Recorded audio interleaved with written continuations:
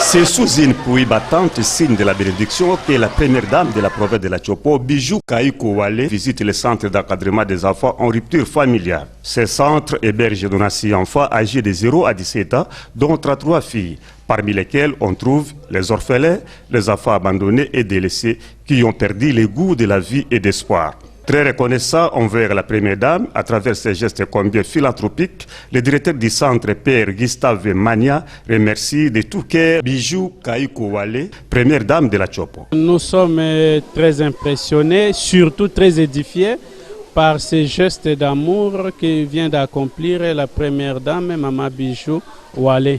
Et surtout qu'aujourd'hui aussi c'est un jour de pluie, mais elle a accepté de braver la pluie pour venir rendre visite à ses enfants du centre Saint-Laurent. Alors, les doléances ont été présentées par les enfants, sinon nous lui disons sincèrement merci et nous allons prier pour que le Seigneur continue à la bénir et bénir son travail et protéger surtout son mari qui se dévoue pour le bien de la province. Comparablement à une colonie de vacances, Bijou Kaïko Wale teste ses enfants à travers quelques questions de culture générale suivies de quelques jeux scolaires sous sa conduite. Alors, position, allons-y.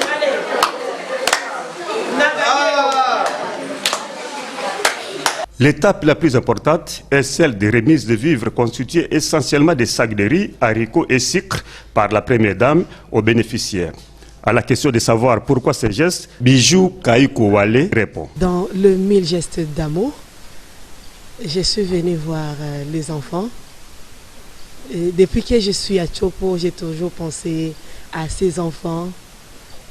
Et aujourd'hui, me voici entourée des enfants. Je suis comblée d'être entourée des enfants, de mes petits qui sont mes amis. Et montrer l'amour aux enfants, montrer comment ils sont importants, comment nous les aimons, et leur gouverneur, leur papa Wale, les aime beaucoup. Oui, il y a eu plusieurs questions de la part des enfants. Premièrement, les enfants ont posé des problèmes des habits, de la mécanisation de leurs encadreurs. C'est très important.